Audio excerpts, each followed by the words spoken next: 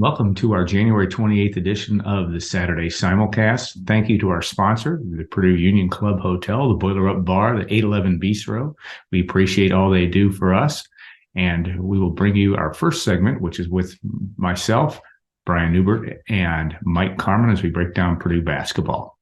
I am joined by the esteemed Mike Carmin and Brian Neubert, and I'm Alan Karpick, and we're looking at a really important win, obviously, last night. Purdue 75-70 win over Michigan to run its record to 20-1.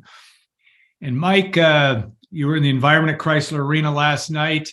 Some Purdue fans there, but obviously a pretty raucous Michigan crowd, and Purdue just seemed to find a way to get it done at the right time and withstand a number of almost a crazy ending, but a huge win from Purdue. A lot of different contributors. Just your analysis of what you saw. First of all, there were plenty of Purdue fans there last night amongst the pink for their cancer game. But to me, the big, from my perspective, was just the bench and the production of those four guys. And they've, for the most part this year, they've played well, but I don't think they've had the production in the Big Ten game that they had last night. And I think it was great to see Trey Kaufman-Renn finally see the ball go through the hoop. I mean, I think he can be a vital piece down the stretch here in the second half of the Big Ten season to give Zach, a few extra minutes on the bench, but also keep the production going there at the center position. And David Jenkins was huge. The first, 14 minutes in the first half and allowed Braden Smith to settle down after two fouls.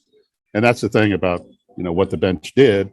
Purdue got in some foul trouble last night, but they were able to get through it because of what the guys did from the reserves. And then, Newman hits the free throws at the end, also had 6 rebounds. But, Mason Gillis did what I think everybody expects him to do, and that's make every play that doesn't show up in the stat sheet. And he did that more and more again last night. And that group, I really think, pushed Purdue to the victory, even though, they got out to a double-digit lead in the first half and maintained it. But those four guys were a big reason why they were able to be in the position they were at the end of the game. Brian, the context of this win obviously puts Purdue in. It's already was in the pole position, so to speak, to win the Big Ten championship. Obviously, Sunday would be another big step for Purdue. But talk about just that, but also the fact of beating Michigan in Ann Arbor for the first time in 5 years and kind of maybe exercising to some extent, not that there were a lot of guys in this team that played there last year, but you took care of business in a place that has been a challenge for Purdue, at least over the last 5 years. Yeah, well, I think Michigan's been good. I think that's part of it. But when you look at how the series has played out, I kind of thought Purdue owed them one because, you kind of go back in this series and there's the game where it's the first game after they lose Stefanovic to COVID a few years back. And then you go to the game where Travion Williams gets like 36 and 20 up there. You lose in double overtime. That was a game Purdue could have won. Last year Michigan gets COVID and that breaks their schedule in a way where they get Purdue right at the tail end of this grueling Big Ten schedule stretch. And, Purdue, that's the one game Purdue didn't even show up for last year. So Purdue kind of owed them one. So for them to get Michigan without Jet Howard, and I don't know what kind of difference he would have made because it's not like Kobe Buffkin wasn't a problem for Purdue at times. No doubt. Because that's another pro-level shot maker and athlete. But I thought Purdue kind of owed them one. And, for Purdue to keep winning on the road, for Purdue to keep winning, period, is a big deal. But for Purdue to keep winning on the road is just, that's how you win Big Ten titles. You win Big Ten titles by winning games on the road and by not no-showing some random game away from your home floor on a Wednesday night on BTN at 9:00, not losing to Nebraska or Minnesota, things like that. You can split the Michigan States and Wisconsins of the world, but when you start just no-showing road games here and there, that's when you can lose a Big Ten title before you can win one, if that makes any sense. I can't remember what the other part of your question was. I'm not sure what it was either. So, Mike, can you help us out? No, I think you answered just the context also of the Big Ten race. I mean, Yeah, it's you're in damn good shape if you're Purdue. Yeah, I mean, you can't do a whole lot better than 9-1 unbeaten on the road. If you can get Sunday, get to 10-1 at the turn, you've pinned 2 losses on Michigan State. You've pinned a loss on Michigan. You've pinned a loss on Maryland. You've pinned losses on a lot of your contenders. Now you can't take anything for granted because you've still got Indiana twice. You've still got got Illinois once. You still got Iowa. You still got to go to Maryland. It's not like it gets easier in the back end. But you would have some margin for error. You can afford to lose a game here and there. That's not what you want to do, but you would have some margin for error. And, the possibility still exists that Purdue could use some margin for error at some point, because this has just been this kind of magic carpet ride of a season here where no one in their wildest dreams would have ever thought Purdue would be 20-1 after 21 games.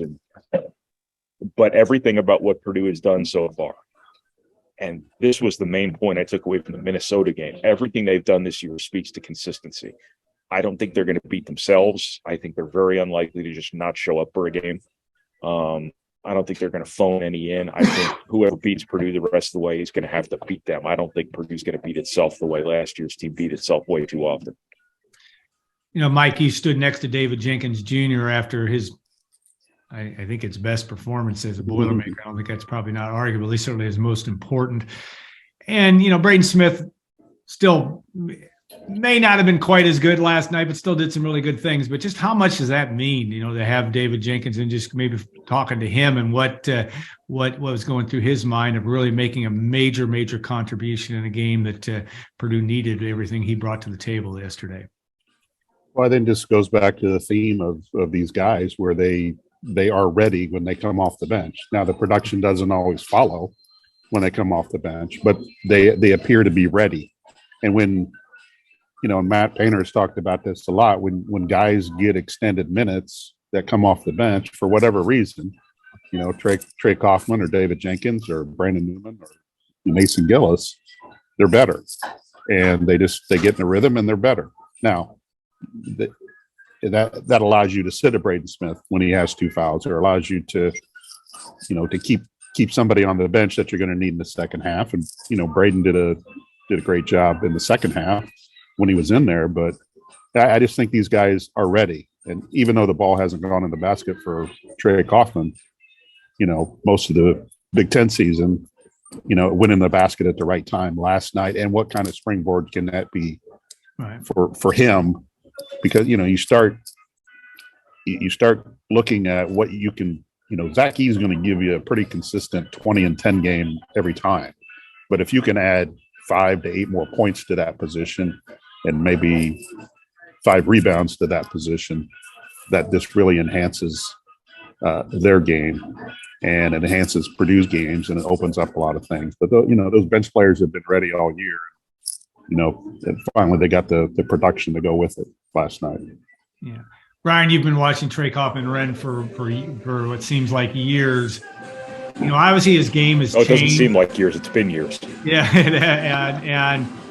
and he certainly brings that to the table of being an inside a post presence, which is maybe not what he always was, but he is now. I mean, talk about that development and what you see for him, not only in his role this year, but as he continues to develop. I mean, we expect to see more of some other things from him as time goes on, or what do you think? Well, I think he's going to be really good. I think he's in a transitional phase as a player. Like the first time I saw him, he was a high school sophomore. He was Vince Edwards. He was that kind of wiry, sort of inside out player. And over time, he's just gotten bigger. He's gotten stronger. He started playing with an edge to him from a physical perspective. I think during his redshirt year, he was focused on getting bigger and stronger. And I don't want to say he took it too far, but I think he became big and strong. He didn't get bigger and stronger. Now he still has to continue on with that. He's going to have to get quicker over time. He's going to have to get better defensively. He's going to want to become a more consistent perimeter shooter to be an inside-outside guy. But I think that game last night was the payout for his work ethic too. The one thing that really stands out about that kid is he works like crazy. And, he's been struggling in Big Ten play. We've all seen him around the arena. He walked in the back of one of my videos after one of those games, coming back into the arena to put in more work after he had struggled that day. And he just kind of had this coming. And I think that was a huge part of the math of this game. When you look at when Edey and Hunter Dickinson were out of the game, Purdue's guy came in and produced offensively at an Edey-like level. He was 4 of 4 for 8 points, could have had 9 points if he finished off one of the N1s. I think there was only one turnover, if I recall correctly, on a bad screen. Meanwhile, Michigan's backup center comes in, gets called for a technical foul that really was the start of Purdue's run. Yeah. Didn't give them a whole lot else. I think Juwan Howard's not helping his team by playing Terrace Reed and Hunter Dickinson together.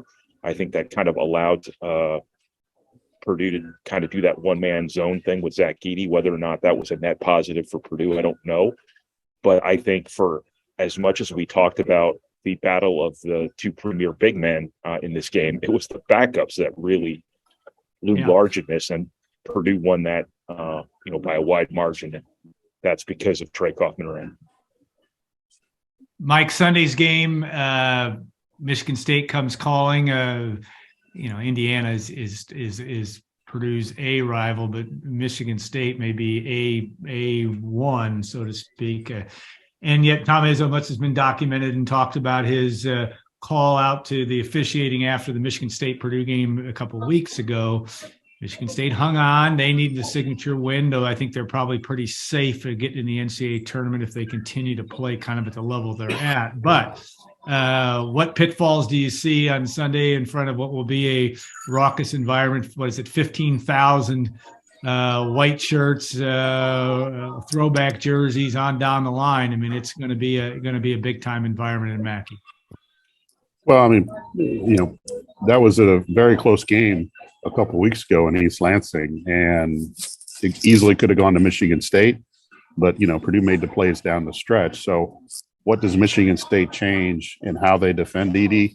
Are they going to double him at some point to give themselves a better chance, or are they just going to stay stubborn and play one-on-one and give up twos and hope not to give up threes in that situation? I thought Zach could have had 40 Thursday night if they kept going to him, because as much as Hunter Dickinson was body checking him down low, Zach was in a rhythm, especially going to his left hand. And if he can get that going again, then, he's unstoppable against anybody in the Big Ten. But, Purdue's got to figure out to cool off Tyson Walker, who seems to have a flair for scoring a lot against Purdue.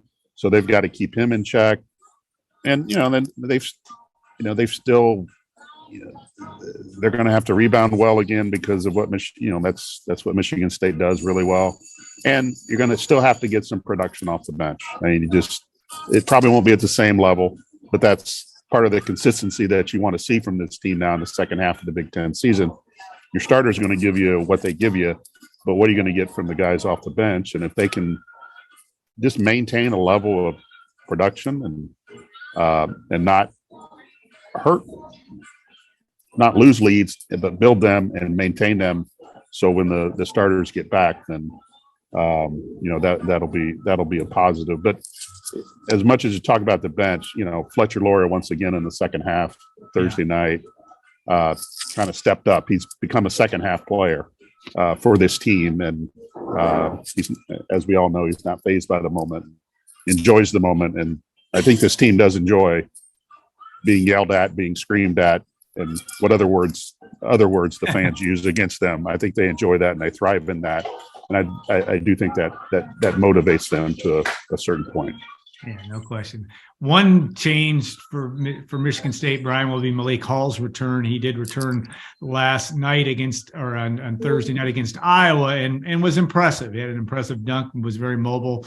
I didn't watch that entire game, but what difference does that make, and how do you see Sunday playing out for Purdue?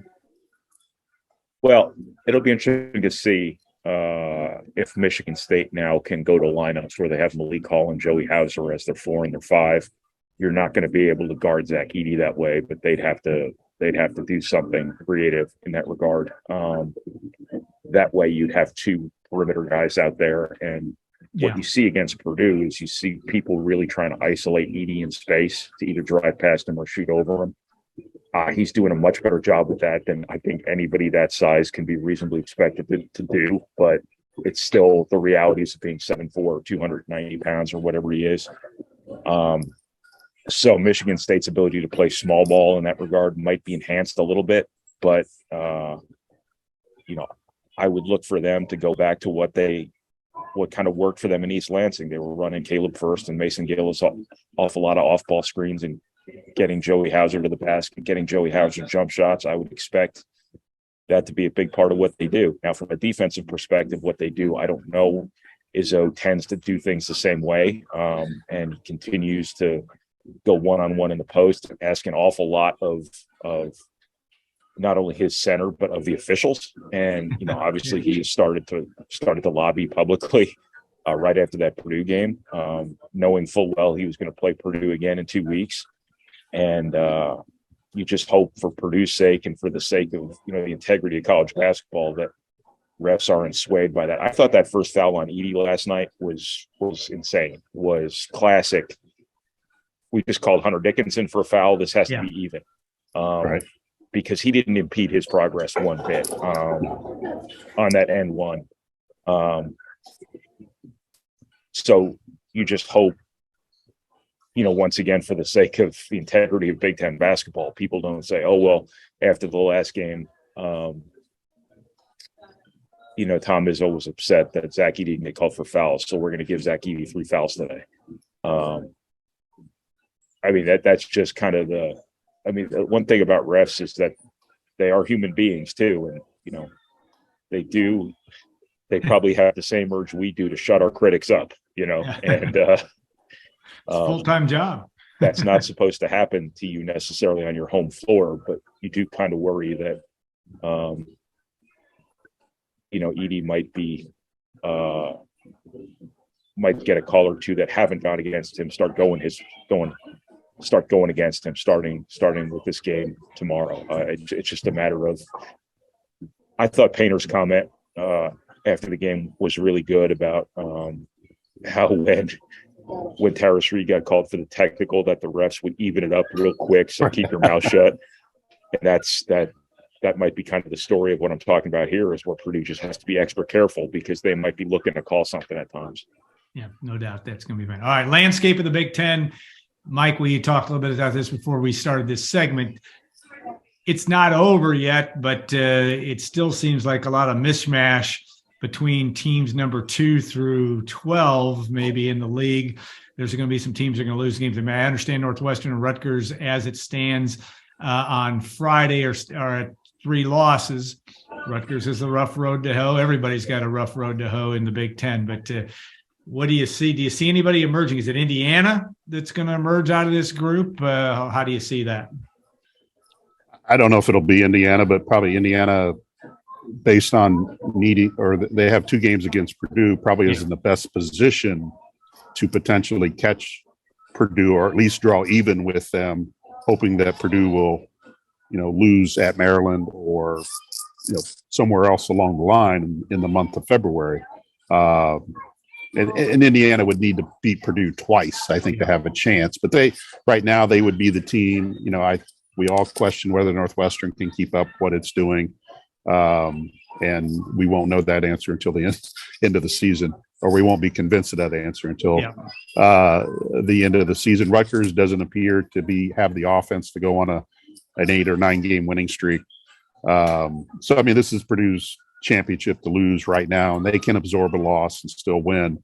My only kind of concern regarding the Big Ten is just them staying sharp as you get through this thing, because they keep winning, they could clinch this thing in the middle of February. If chaos really goes through the middle part of the league, they could wrap this thing up in with 4 games to go, 5 games to go, depending on what happens, and you just want to stay sharp after that. But I think a win Sunday, if it doesn't convince you Purdue's going to win the league, it will that will win the league for you. And then at that point, I think as you get through February, you're looking at bigger goals and bigger picture things as far as where you want to be when the NCAA tournament starts. The Big Ten championship is still important to a program like Purdue, but there's bigger things ahead for this team. And as Brian has mentioned throughout the year, you just want to see them stay consistent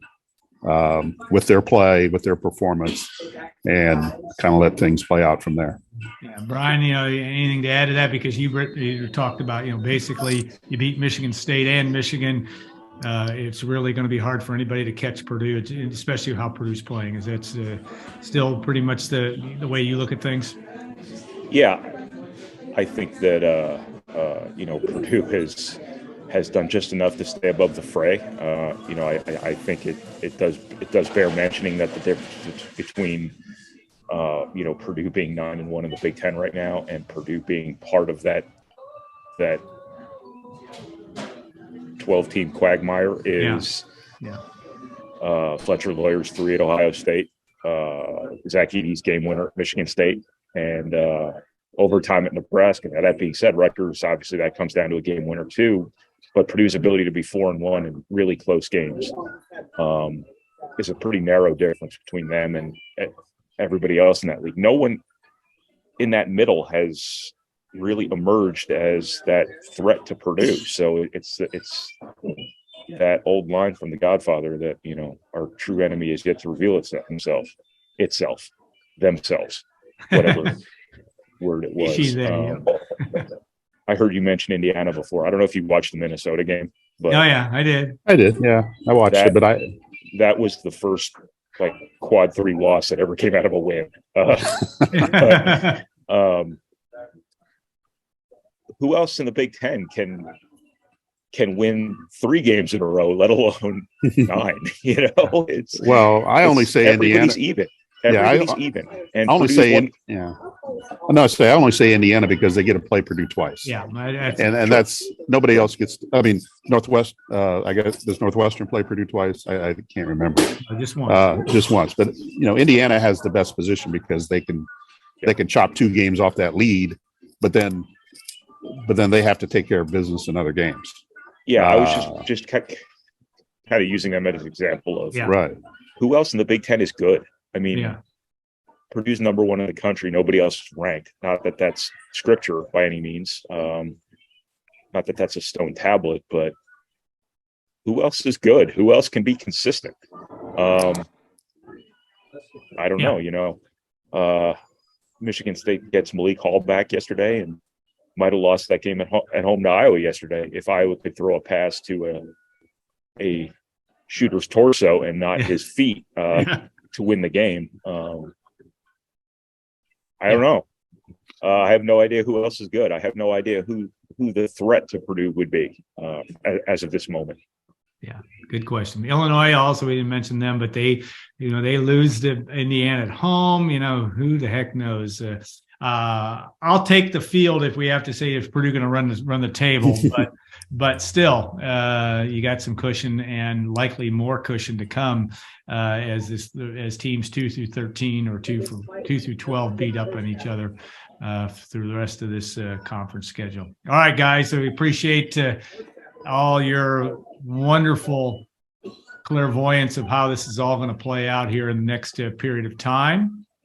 And we'll look forward to more wisdom here down the road after Purdue, Michigan State on Sunday, that game 12:15 in Mackey Arena. Thanks, Brian and Mike.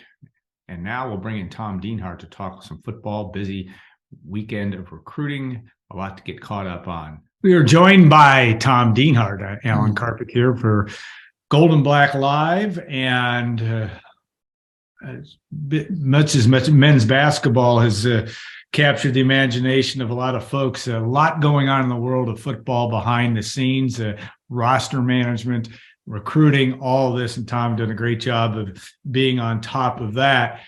Big weekend for Purdue this weekend with Ryan Walters and company for visits, et cetera. Just to bring us up to date on what's going on from your perspective and kind of your vibe you're hearing as you talk to some of these guys in the recruiting and portal process. Yeah, just trying to put the finishing touches on this recruiting class. February 1st, this Wednesday, is the second signing period. I suspect maybe upwards of 5 players could sign, and maybe a couple more. We'll have to wait and see. And yeah, big weekend. This is the final weekend for visits. Several guys are on campus, and 2023 guys are the ones of most interest, obviously. The guys who are going to be enrolling next year. So yeah, we'll see how it works out. I know they had come up a little early this week. Kendrick Gilbert, the big defensive tackle from Cathedral, slated to come in for a couple of days, and then I think he was going to go down to Kentucky for a couple of days for an unofficial visit there.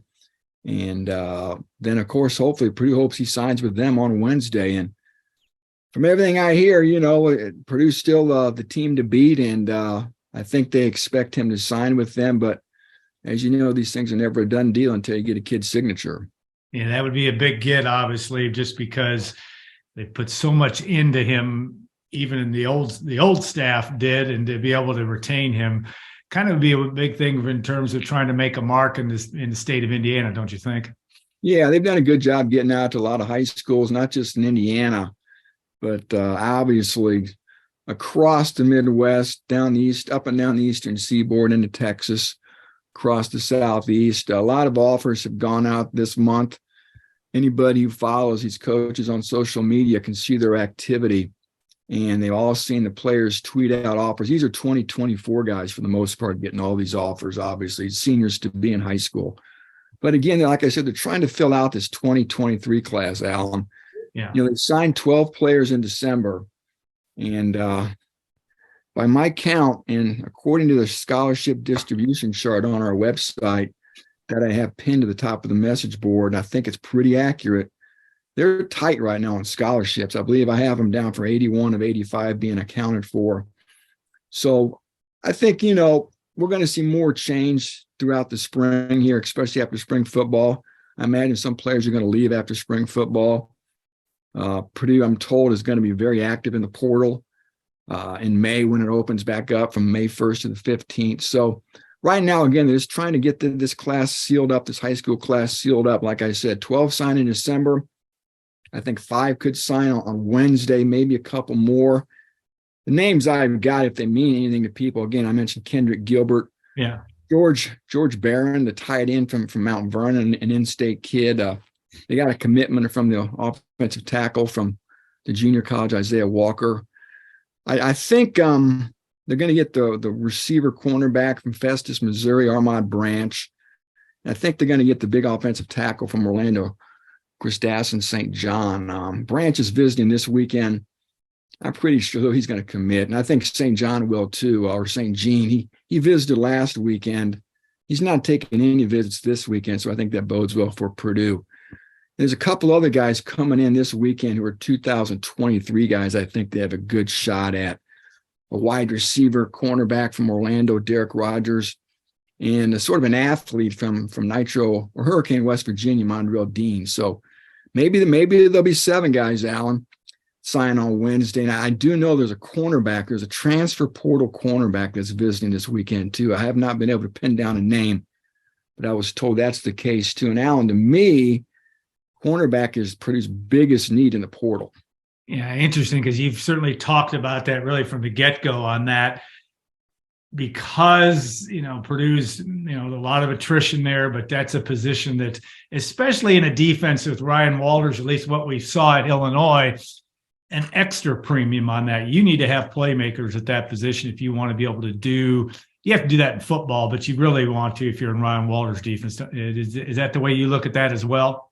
Yeah, I think most defenses, you got to have guys who cover. You look at the players NFL teams always value, right? Quarterbacks, left offensive tackles, guys who can rush the passer, and cornerbacks. Those are probably the most valuable positions on every football team at every level. And again, they have Jamari Brown coming back for a 6th year, but after that, Alan, cupboard's pretty bare. I mean, I'm not sure if Brandon Callaway or Javon Grigsby are real starting caliber Big Ten cornerbacks. They're back. They have the freshman Jordan Buchanan. I don't think he's really going to be ready. So I think they need at least 2 starting caliber cornerbacks out of the portal. So that's going to be a position to watch. And I think also wide receiver, that to me, that's the second biggest position of need. That may sound funny when you think, well, heck, Purdue's got Sheffield, Rice, Burks, Thompson, Tracy all coming back. I think there's some thought of Tyrone Tracy moving to running back full time. And I just, nothing against those guys, Alan. I think most would agree. I'm not sure if there any of those guys is a real alpha, number one, take the top off a defense type of a receiver. I think Purdue needs a couple really dynamic, big time receivers to stretch defenses to really make this offense go. You know, Wednesday will be our second time, at least from a public standpoint, of being in hearing from Ryan Walters.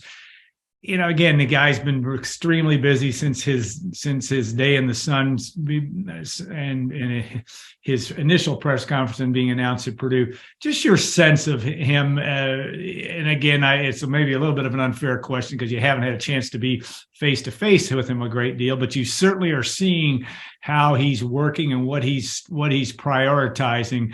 What do you expect to see on Wednesday, but also just the chance to be in front of him? What do you hope to glean from him?